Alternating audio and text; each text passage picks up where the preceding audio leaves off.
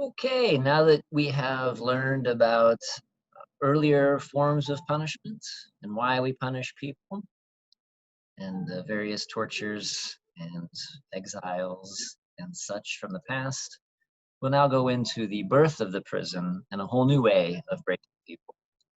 The prison, which now is ubiquitous in corrections across the world, is actually a pretty new, relatively new institution in civilization, right? So people have been together in various forms, communities for thousands of years.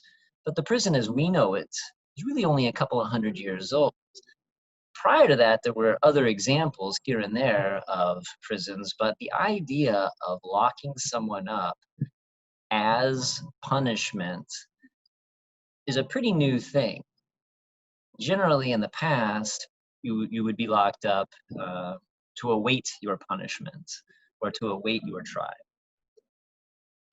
So there are some examples like the Mamertine prison and some others where people, they were locked up as punishment. But generally speaking, prison and incarceration as the form of punishment is a pretty new thing. And certainly the widespread use of it that we see today in America and across the world is very new.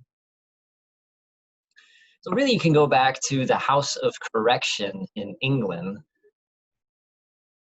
And the first workhouse in England was called Bridewell. It was Bridewell Prison and Hospital, and it was named that because it was in the town of St. Bridget's Well. And this was actually a house with a couple of purposes. One was to incarcerate and punish the unruly poor, and also to house homeless children. So that's quite an interesting mission statement. And at first, prisoners in these various workhouses, and that Bridewell was just the first. There were many of them, and debtors' prisons. Debtors would go to these places, and they would do work because it's a workhouse, and they would get paid for their work. So they do some work and they'd be paid. And so for debtors and whatnot, that was the way to help pay off their debts and be able to be freed. Eventually, they just sort of became informal repositories for anybody that really basically was deviant, right? Mentally ill, right? Homeless children, as I said, uh, the poor who are, quote, unruly, and people who get into debt and that sort of thing. So basically, just sort of, it's almost like today's jails, where it's just sort of, you don't know where else to put these people. They're sort of inconvenient to the community. They're in the way. You lock them all up. Maybe they pose a threat to themselves or others, but really it's more to some extent that they simply are kind of in the way. So here's an example of some of the work that might be done, and this is called picking oak.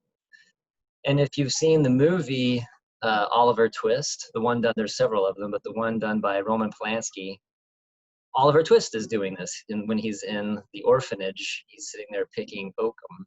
And those are old hemp ropes from naval ships. And they're no longer useful, so they're all frayed and everything. And so you would sit there and you would pick apart, right? So the ropes are lots of twines wrapped together, braided together into these thick rope cables. And you'd have to pull those all apart into these little pieces of the remaining hemp twine.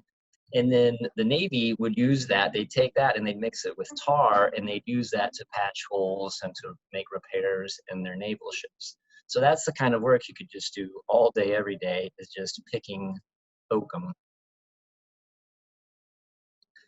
Eventually, these workhouses really just became holding cells. There wasn't a whole lot of productive work. In fact, some of the work was really just sort of make work. You would just sort of have to do the same thing over and over, not unlike picking oakum, but that served a purpose. For Foucault, once it became just this repetition of meaningless, quote, work, that's when the work becomes divorced from productivity and just simply takes on pure significance as punishment. So now you're just doing these things solely as punishment. We're not even pretending that it's productive work. And a great example of this is the treadwheel. And the treadwheel originally was for productive work. So this is like the Stairmaster from hell, where you would have to do this for hours on end, and you get little short breaks in between. But this ultimately would kill people. And if you've seen the movie about Oscar Wilde, right, he goes to prison basically for homosexuality, and that's how he dies. And they show him on a treadwheel. And so these treadwheels they could run like a grist mill, so they could be used to grind grains into flour and stuff. So there was that productive use of the treadwheel, but it got to where they didn't even connect it uh, to a mill. Like they serve no purpose. So this is how it happens, right? It goes from productive work to just, well, now you're just going to walk on this treadwheel, because we're jerks, basically, because this is punishment. So the work is no longer productive, economically productive work. It's just simply punishment. John Howard is a name you should know. He was a very famous jail reformer in the 18th century. Interesting, he was taken prisoner by pirates as a young man on a trip to Portugal, and it's believed that this really shaped his views of how we treat prisoners. And then he was appointed the High Sheriff of Bedfordshire in 1773, and this was back when they were called shire reeves, right? So if you take Introduction to Criminal Justice, a sheriff comes from England, from the shire reeve. And he began arguing for the abolishment of spiked collars and chains. Then he wrote pretty famous books, The State of the Prisons in England and Wales, where he talked about the horrific prisons in England, but then he also tried to talk about places that he considered clean, well-run institutions, specifically the Maison de Force and Hospice of Saint Michel in France. And he really made a point of exposing the horrible condition of the workhouses in England and the jails. And this became his life's work. He actually would travel the world and visit prisons and jails and monitor their conditions. And that is eventually how he died. He died from catching a disease, I believe from a Russian prison, visiting a Russian prison. I think it was yellow fever. And here's an example of the spiked collar that he was opposed to. And this is an old book, but it's not by John Howard, but it's an 1887 book, and he talks about John Howard. So it's Jottings from Jail, Notes and Papers on Prison Matters by John William Horsley in 1887. John Howard is more than 100 years before that, but he's talking about John Howard's writings. And here he's talking about prisoners chained on the floor with an iron spiked collar about their necks and a heavy iron bar over their legs, simply because the prison was unsafe. So the prison's unsafe, so that was their go-to for making it safer.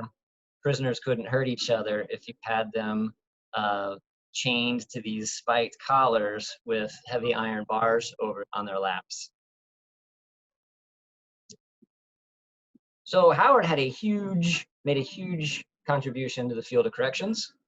And a lot of what we take for granted today is the result of other Enlightenment thinkers, but John Howard specifically did a lot to move this stuff forward.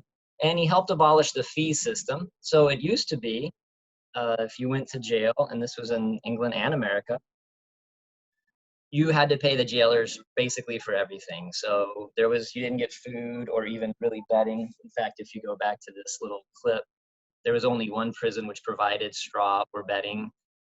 So in these jails, and primarily that's what these were, jails and then the workhouses, you had to pay for everything. Food, clothing, a pillow, right, some sort of bedding.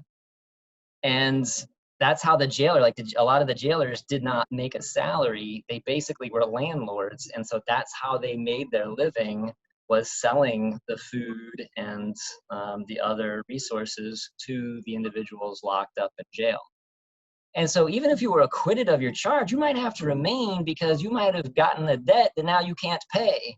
So if you have to basically run up a bill so that you can eat, and then you're found not guilty, you might still have to remain there because you've now got this bill that you're unable to pay. So he drafted the Penitentiary Act, which was passed by Parliament in England in 1779, and that eliminates the fees. He helped abolish the fee system. It called for the regular inspection of jails and prisons.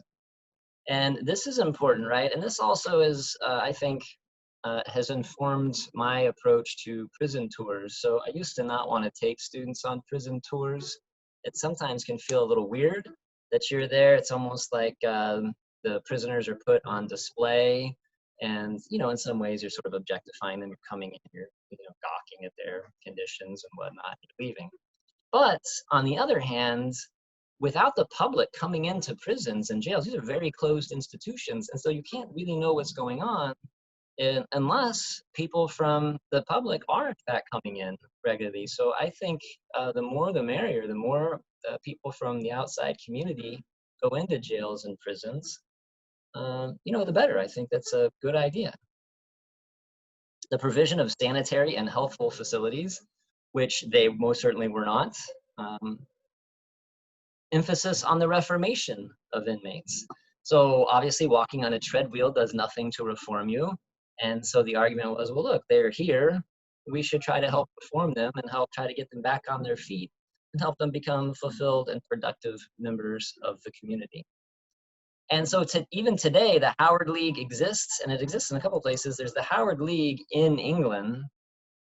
We can get to it here.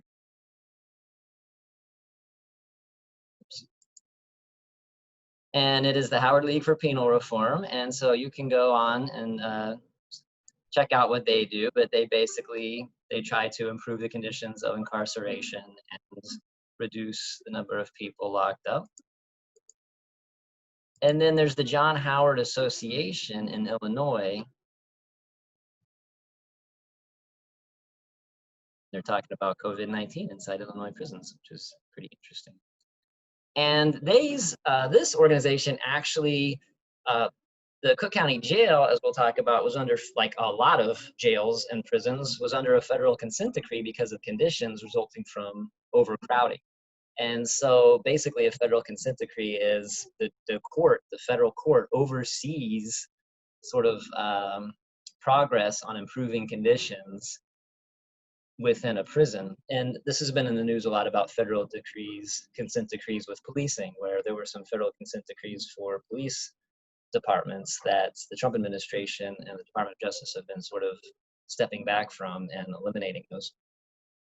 So anyways, they were the organization that would go in and do regular tours of Cook County Jail and then report back to the court on the conditions and whether or not progress was being made to improve the conditions and to reduce overcrowding, which we'll talk about when we talk about jails. It's not, when it comes to overcrowding, and so many of the problems in prisons and jails are the result of overcrowding, it's not like the jail is out trying and lobbying for more people to come into the jail. They just get whatever the police and the prosecutor decide to arrest and prosecute and send to jail. They don't have any other control over that. And so it's an interesting thing, again, where the jails and prisons, just like we talked about with, well, is it fair to hold responsible for recidivism? They have very little say in who comes and who doesn't. But we'll talk about that later. And then Cesar Beccaria, I guess. I've heard people call it Beccaria. I always called him Beccaria. I don't know Italian, so it doesn't matter to me what you call him, as long as you know who he is. And you do need to know who he is. Very important Enlightenment thinker. And he actually was wealthy, and he formed the Academy of Fists, which was a group of intellectuals that really tried to reform criminal justice. For them, it was in Europe. And he has a really great book on crimes and punishments, where he outlined a utilitarian approach to criminal justice, specifically to punishment, to courts. And you can get this on Amazon, and it's a very short little book. I totally recommend it because it's pretty amazing. You read all the stuff that he suggests and his rationales for it, and it basically, you can see where it is the foundation for our correctional practices today.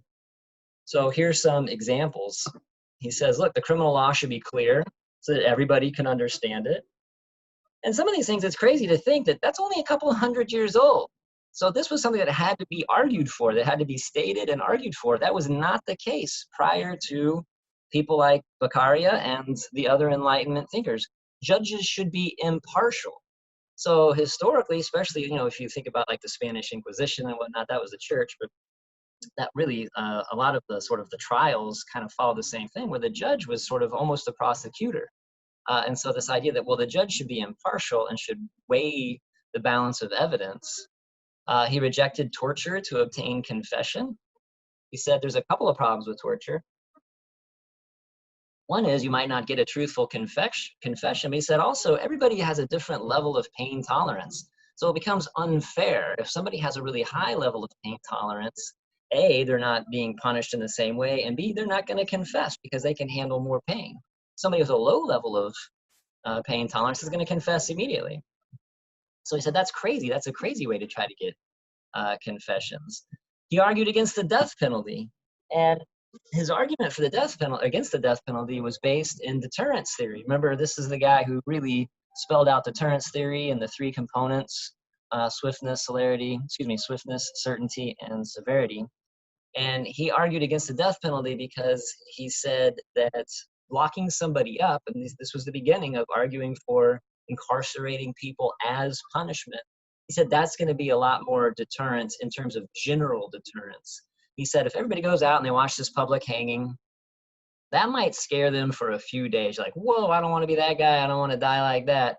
He said, but then it sort of goes away. You just kind of forget about it. He said, but if you got people locked up in prison, you're walking by that prison every day and you know there's people in there doing year after year after year. He said, that's a constant reminder. And so for him, he felt that long prison sentences had a more of a general deterrent than the death penalty.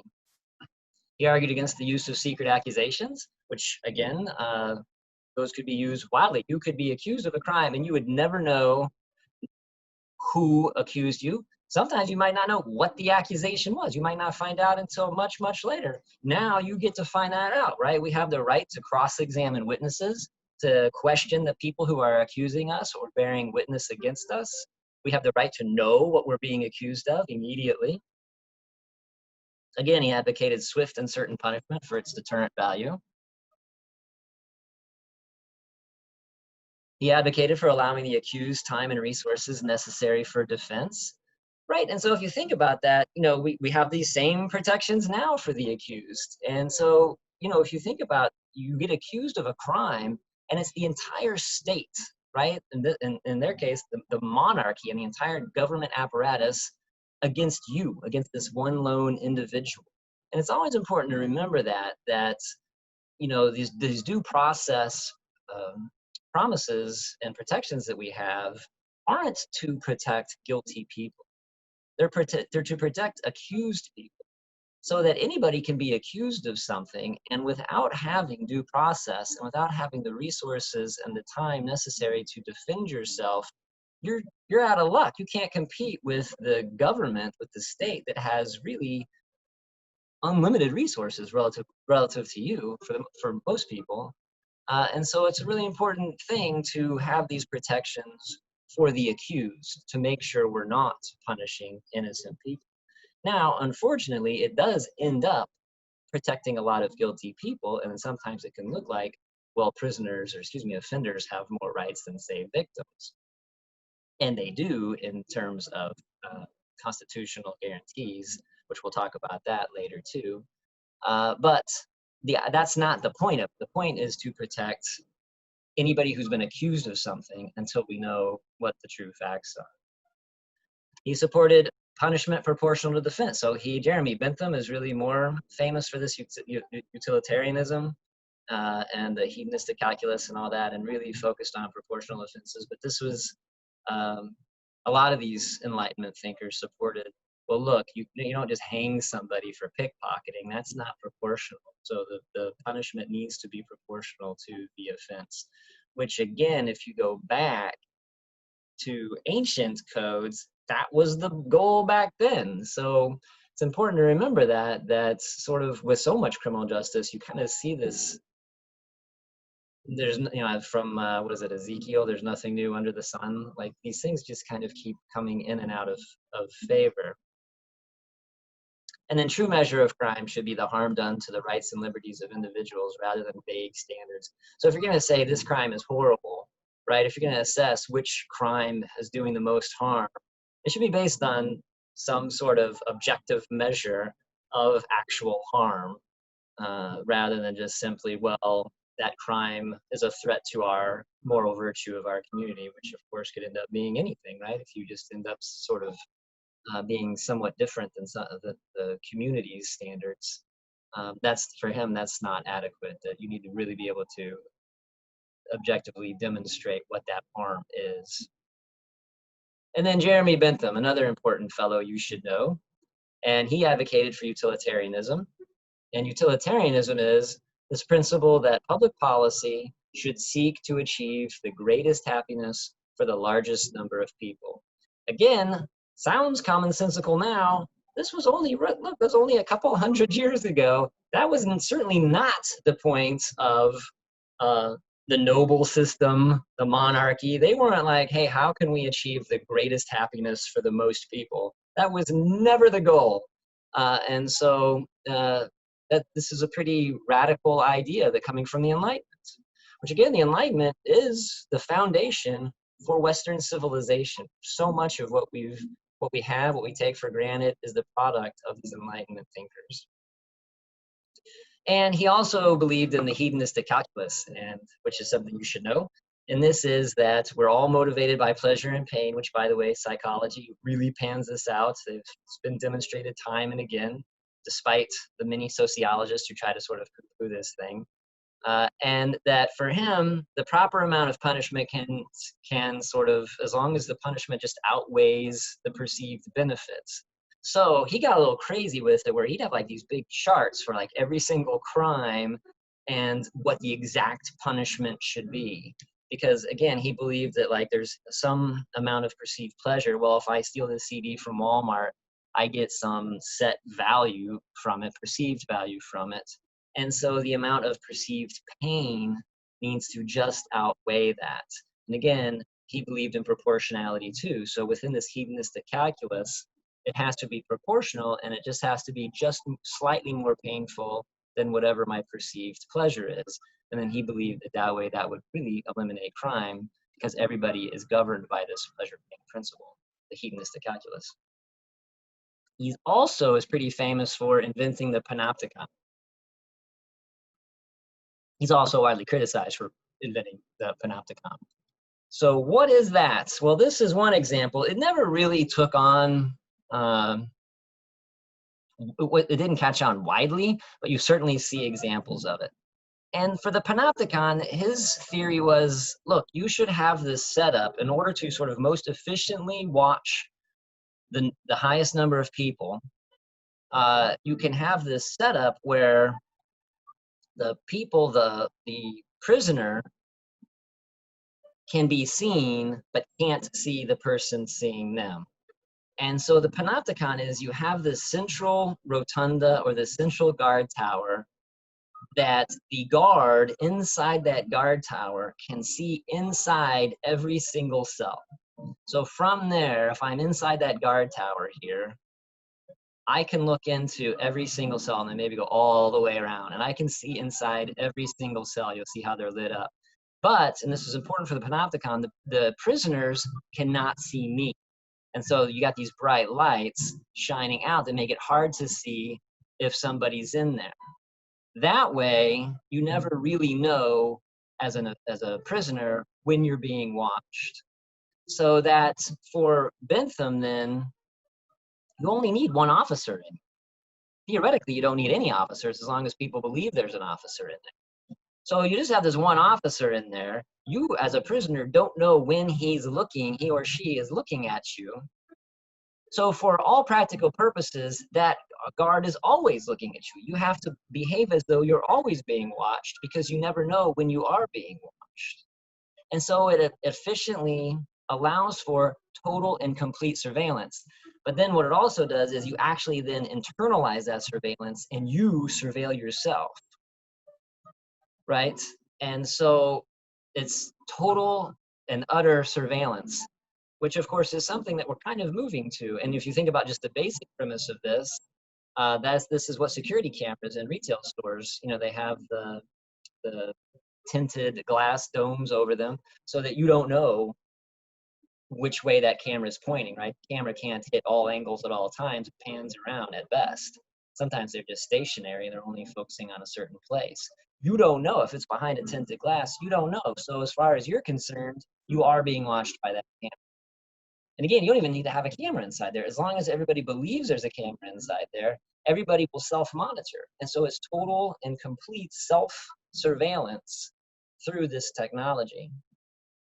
So this is what it looks like as the prisoner. You're looking out, you can't see that guard in there, and these are all the other cells. So that guard can see into your cell completely, but you can't see that guard. So that guard could be taking a nap in there. You don't know. And so as far as you're concerned, you're always being watched. And then here's another example. So it's pretty interesting. And again, there's not a lot of prisons that were built specifically on this model, but certainly the idea of total surveillance did sort of become a model, because even like when we talk about jails, the various models, those generally involve some sort of little guard area where you're sealed off for second generation jails anyways, and you can see into the cells and they can generally see you, but they don't have any access or anything. So ultimately, the panopticon itself didn't catch on widely, but the underlying idea of total surveillance most certainly did inform. So the emergence of the prison. As I said, prisons where once you're convicted, that's where you go as your punishment are relatively modern. It's a pretty new thing. And it resulted from the Age of Enlightenment. And it was largely in response to just all those horrors we talked about earlier with all the various tortures and just disproportional punishments. Like you could be executed for a lot more now in America. You can really only be executed for capital offense, which is murder. There's some other federal ones that you can be like, treason and military ones, but for all practical purposes, murder is about the only thing you can really be executed for most people. Back then, it could be all kinds of things like property crimes could get you executed. And not to mention, again, the more physical punishments of torture for confessions and all that, to make examples. So prison was deemed as a more humane alternative to what was going on at the time. Also, and this is important, right? This will keep coming up, that the economy matches the mode of punishment. So I said before, you don't want to, if you have a feudal system and you've got a lot of peasants working the fields, and that is, the feudal system is based on agrarian production, and so it's a labor-intensive system. And so if they're committing crimes, you can't go around killing them. You certainly can't go lock them up in prison, because that costs each person you put in prison as a lost unit of production on your estate, and it costs money to lock them up. So that's a double whammy. Like, why would you do that? But as Europe shifted from the feudal system to industrial production with the Industrial Revolution, now you have all these extra people, many of whom are unemployed. So now the economy needs them off the streets and needs them away. And so prison now becomes more of an economic option, because they're not a unit of economic production. And we see this time and again, that the economic institutions really bear a strong correlation with the forms of punishment. And this is what we're going to talk about in the next lesson, is the penitentiary, which is the earliest form of large-scale incarceration, and is different from a prison, but it was sort of the original. This is the original penitentiary in Pennsylvania. We'll talk about that. And that was the Pennsylvania system. Now, I want you to, we'll talk about that in the next lesson. But incarceration is just one of many ways to respond to offenders. We just take for granted, like we generally argue about how long to lock somebody up, but we very rarely question whether or not prison is the best thing to use. But of course, there's infinite ways we can respond to rule breaking and crime. So when we're deciding whom to lock up, what criteria should we use? How do we decide who to lock up and who not to lock up? And if we're not going to lock people up, what should be done with those who don't go to prison? So who goes to prison? And then those who don't go to prison, what do we do with them? And then we're going to skip this as it gets to be kind of long for answering through Edpuzzle. But I want you to think too that, again, even though prisons are ubiquitous now, in the grand scheme of things, they are arguably a historical blip. So what might be the future of punishment 100 years from now? Do you think prisons will remain? They're only a few hundred years old as it is, out of thousands of years.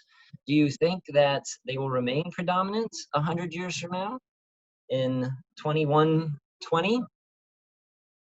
Or do you think we'll have other means of punishment or correction?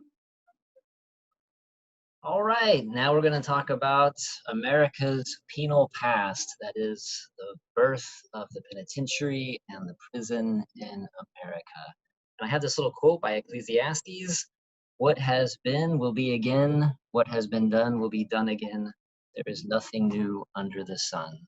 And this, of course, as I mentioned earlier, is a theme for criminal justice generally, but you see it a lot in corrections. For instance, the Eastern State Penitentiary model that was focused on isolation fell out of favor for a number of reasons. But of course, it's come back with a vengeance in our supermax prisons, which basically follow this complete isolation model again. But first, true or false? After the American Revolution, England sent its prisoners to Scotland. That is false. They sent them to Australia and also Ireland, actually. A device consisting of knotted cords fastened to a wooden handle used for whipping a convicted subject was called what? The iron glove, the claw of justice, the cat o' nine tails, the Punisher, or the Russian knot? If you said the cat o' nine tails, you are correct. Okay, America's prison history really starts, generally speaking, with the Walnut Street Jail. There were other prisons, or at least other places where people were locked up, but the Walnut Street Jail is a sort of a watershed moment. So it was built in the 1770s, and it was just a typical jail, horrible, right? Terrible conditions, everything we talked about in the previous lecture. And so the Quakers took it over. And this was in Pennsylvania, in Philadelphia, and the Quakers took it over, and they expanded it into more of starting to look like a penitentiary.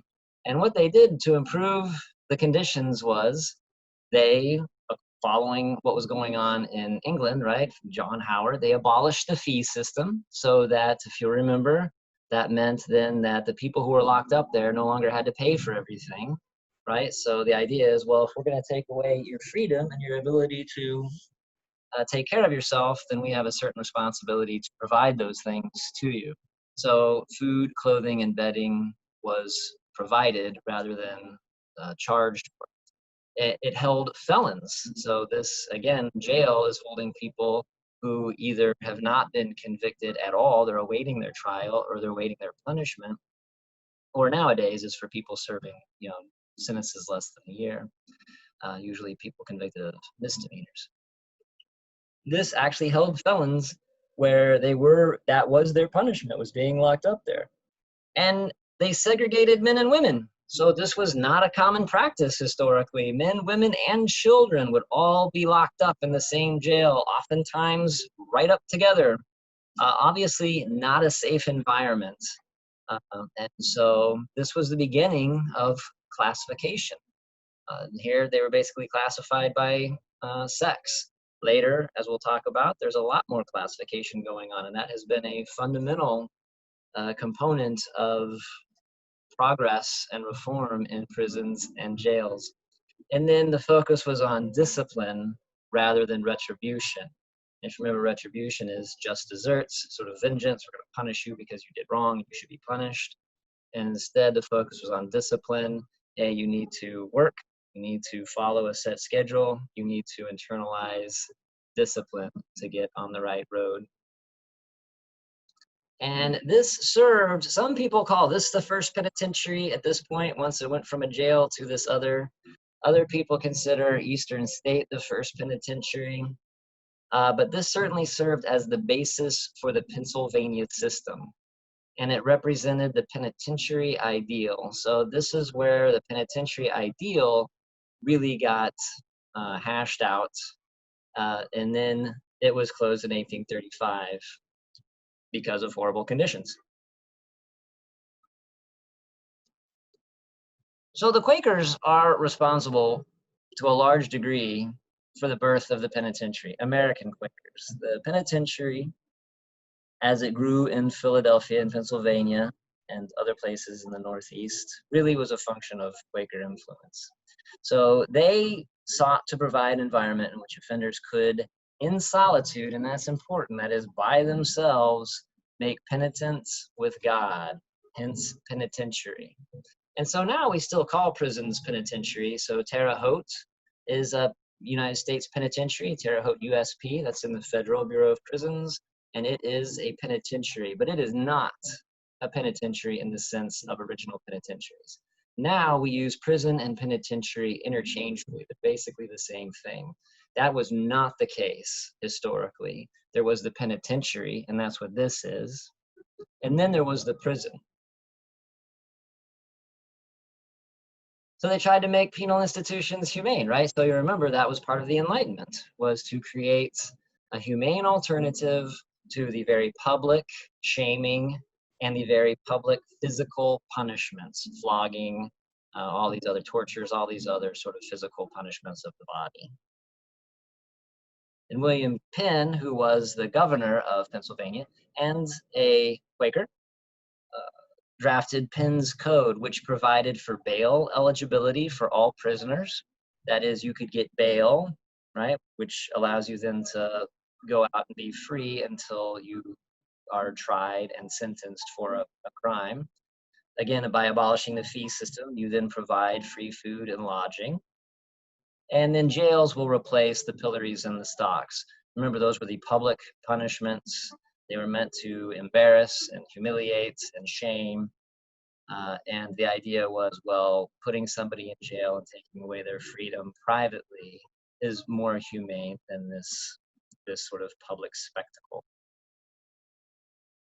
So the penitentiary ideal focused on solitary confinement. The idea is you need to be by yourself, and this you see time and again throughout progressivism with prisons and jails, but also with mental illness and state hospitals, psychiatric hospitals, is this idea, A, that you should be out in the country, and then B, solitary confinement, basically this idea of contagion, that you need to be by yourself so that you aren't corrupted by others around you. And because for them, you needed to pray and read the Bible and basically get right with God. You needed to be alone for that. So it was almost like this hermitage, this monk's sort of discipline where you were by yourself. And you were by yourself always. So it was intended as a place of penance. So it was viewed as a place where you would reform, and you would reform by getting right with God. So you would be by yourself, and your job basically was to read the Bible and get right with God. And also labor, because you remember that the point was discipline. And to this day, labor is considered important for the development of discipline, but also just important for the development of character, right? We find a lot of meaning in our work. And, we believe that labor is important. We're put on this earth not for comfort, but for labor, for struggle. And then this idea that incarceration is the punishment. You're not being held until you can receive your sentence and then go off and be punished. This is the punishment. This is where you go to be punished. The punishment is taking away your freedom.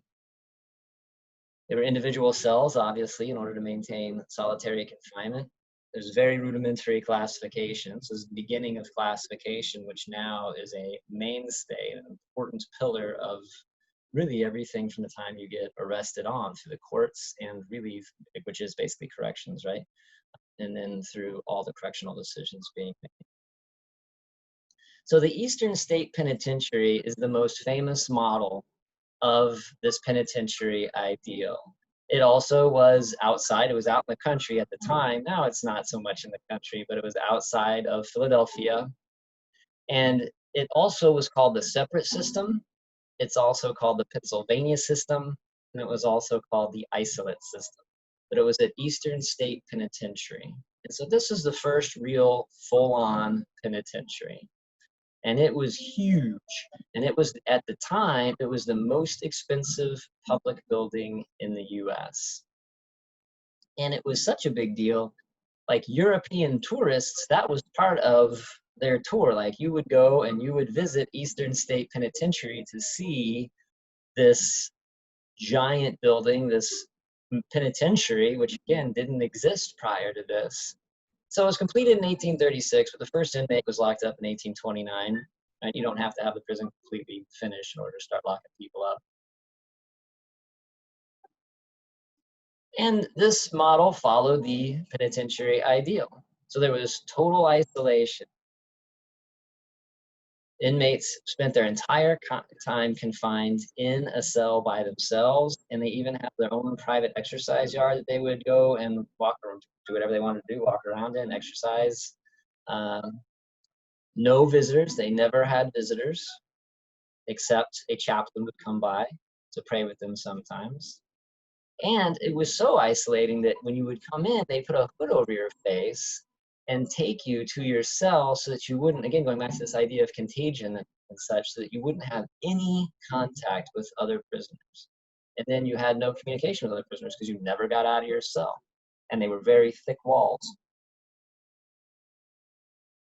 So the cells were really big, certainly compared to today and compared to other prisons that were being built at the time. So there were, basically that would be like a dorm room, right? Except with much higher ceilings, 15-foot ceilings. That's probably almost twice what a dorm room would have. So these are like huge vaulted ceilings, 10 feet by 8 feet. These are really sizable, especially for just one person locked up. And originally there was no work. All you had was your Bible basically, and you would sit in there and you were expected to basically pray, meditate, get right with God. But then work was provided, and it would be things like cobbling shoes, maybe making brooms with little broom straws. And sort of consistent with that panopticon we talked about, the guards were in a central rotunda where they could see the whole area, except it wasn't really a panopticon because they could not see inside of every cell. They could only see down the hallways. So this is what it looked like. So you can see it here. This is the rotunda where the guards were, and then you have sort of the spoke system. So you have this central hub, and then you have these spokes going off, and those are where all the cells are. And so here's the rotunda right here, and so you can see down all the hallways, but obviously you can't see inside the cell. So basically what this model shows is each one of these is the cell, and all the doors open into this hallway. And then here's each individual cell, and then this is the exercise yard in the back. Then you have this giant castle wall, this fortress wall going all the way around it. And so that's it. So central rotunda with the guards, long hallways, 15-foot ceilings, big roomy cells, everybody by themselves utterly. And here you can see closer what the hallway looked like. So this would be one of the spokes. So like you'd have the central rotunda here, and then you'd have this hallway, and then on each side you'd have a cell and an individual exercise yard in the back. And they're big, right? These were big, tall hallways. This is a big, massive institution. And you can go check it out. A buddy of mine during a conference went out and saw it. the conference. We went to Philly for a criminology conference, and you can go check it out. And as you can see from that original picture that was sliding by, I don't think I have any control over it, that it has originally was off in the country, and now it's really sort of part of the city. But you can go visit it. They have prison tours you can go to. You can get your tickets. They have, I don't know where it is, they have a haunted prison. At least they used to have a haunted prison that you could go to. And they also have an audio tour that you can do. And you can actually listen to it now. And I believe Steve Buscemi is the narrator, which, you could just sit here and you could listen to this audio tour and look at pictures. Also, planning ahead to Christmas, you can get some pretty cool gifts for your loved ones, an Eastern State Penitentiary hat, shirts, all kinds of stuff. Oh, there's the terror behind the wall. So that's like the haunted house they do around Halloween. There you go. Get a nice hoodie, a pullover sweatshirt, Eastern State Penitentiary. So actually, my daughter's been looking for a hoodie. I might have to get this for her for Christmas. So anyways, there it is. But that wasn't the only penitentiary system, or that wasn't the only institution for locking people up. You also then had the Auburn Prison. So remember, the Eastern State model was a penitentiary. That was, you went there to make penance, get right with God. The Auburn Prison was a prison. You went there and you went there to work, and that was it. And this was also called the congregate system. And it was called the congregate system because you were not isolated. Everybody would congregate together. And what's interesting is there was this huge debate going on as to which model was superior. And as I mentioned, European tourists would come and visit these places. And so like Europeans were taking sides, and you had Charles Dickens, who very much supported the Auburn prison model and thought the Eastern State model was terrifying because that kind of isolation for year after year would make you go crazy. And he was right, it did do that. And it continues with these these supermaxes. It does it today. It drives those individuals out of their minds, basically. Meanwhile, Alex de Tocqueville, who was a Frenchman who toured America, he thought Eastern State was the best way to go, and he did not think the Auburn prison was right. So it was this big, massive debate globally in some ways, certainly at least in America and Western Europe, about which was the best model. What's interesting, though, is that both sides basically just accepted incarceration as the next appropriate step in punishment. So incarceration was never really questioned. The question was how to incarcerate. So here's Auburn Prison. And what does that look like to you? Looks like a factory, right? Because that's basically what it was. So the Auburn Prison congregate system was not a penitentiary. It was a prison. Again, we use those words interchangeably today, but back then there was a very distinct difference between a penitentiary, which was about penitence and religion, and a prison, which was about punishment.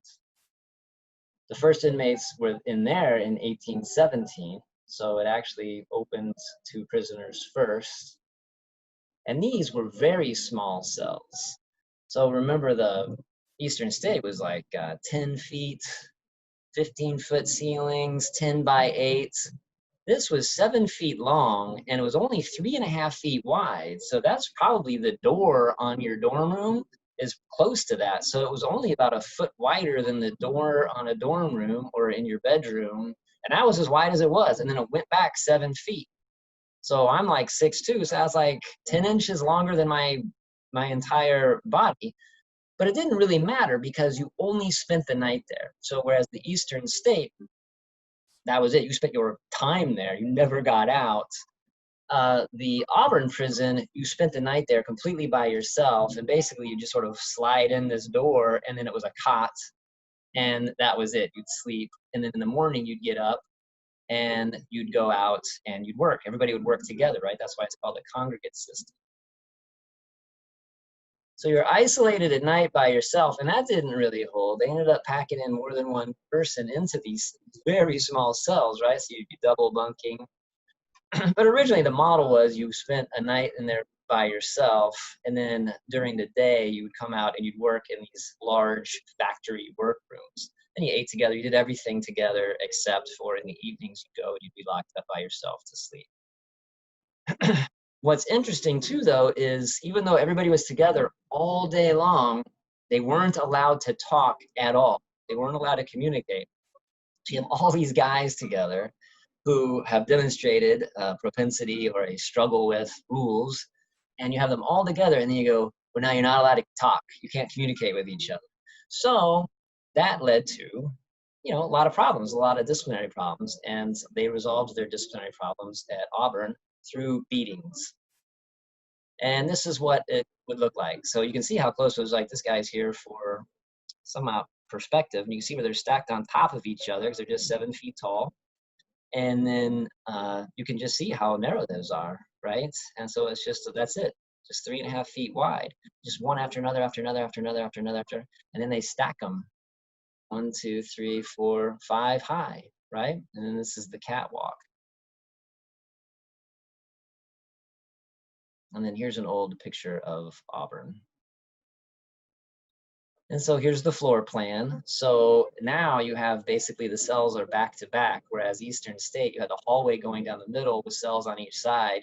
Here you have this catwalk, or the access walk, for the guards and for the prisoners going in and out on both sides, and the cells are back to back. And then they're packed one on top of another.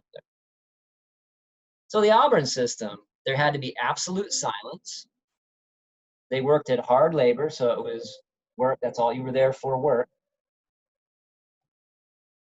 In fact, this model believed that prison should pay for itself, basically. So this wasn't just like you weren't on a treadmill, right? This wasn't that make work devices where the work was punishment just in and of itself. It was productive labor where you were producing goods to be sold on the market for pay for the prison. It was unwavering routine. Every aspect of prisoners' lives was regimented from the time they got up to the time they went back to their cell or expected to go to sleep. And here's an example of the regimentation. So this is, when you hear people talking about walking in lockstep, this is what lockstep is, where you have your hands underneath the armpits, the elbow of the person in front of you, and you all take the left step together, the right step together. And then this is also where prison stripes came from. Here and I believe Sing Sing, with the idea that if you escape, it's easy to spot you because you're in stripes. There's also a focus on breaking the convict spirit and insisting on the prisoner's complete subservience to the staff. So this is different from Eastern State, which it was about getting their spirit right with God. This was, these people are breaking the law and because they are willful and they have attitude problems. And so you need to break that down completely. So in some ways, it's kind of like boot camp, I guess, for the military, where the idea is to break down the individual and build up a team member. Here, it really was just to break down the individual. There was no rebuilding process going on here. There was just total subservience to the staff. And there was immediate physical punishment for all rule violations. And so, do you remember that? That is the cat o' nine tails.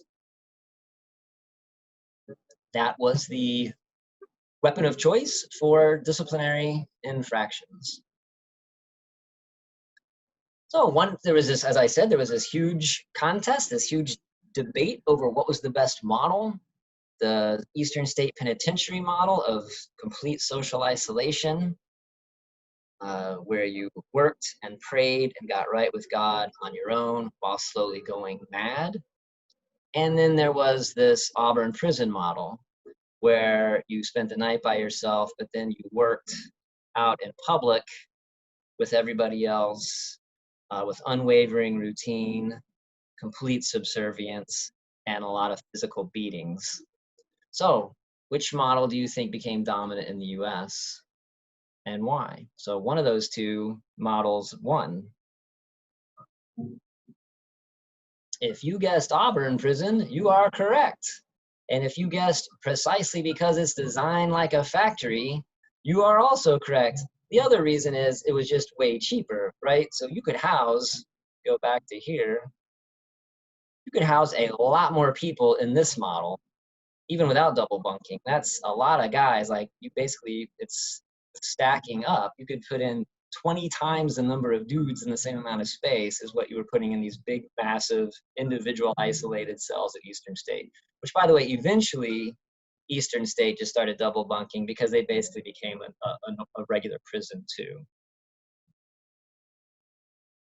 So the Auburn Prison won because it was a factory, so it could produce goods at a scale that even the hardest working inmates at Eastern State simply couldn't cobble that many shoes or make that many brooms in the same way that you have the scale of production going on used following factory models.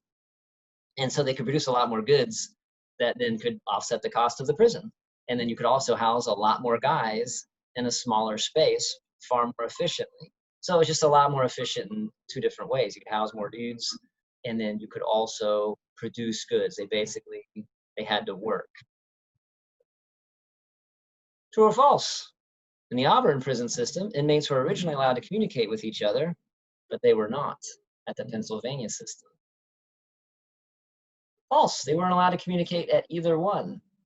Eventually, Auburn did start to let people communicate when they were together working, and eventually the Pennsylvania system no longer kept people isolated as they just sort of became a prison. The religious order that pushed for prison reform of the Walnut Street Jail was whom? It was the Quakers. Okay, so the reason why Auburn won is because it was like a factory that all the inmates had to work and they had to produce goods for the profit of the prison. I want you to think about 3 arguments in favor of running a prison like a factory, not 3 arguments in favor of Auburn specifically, but just 3 arguments in favor of running any prison like today, running any prison like a factory.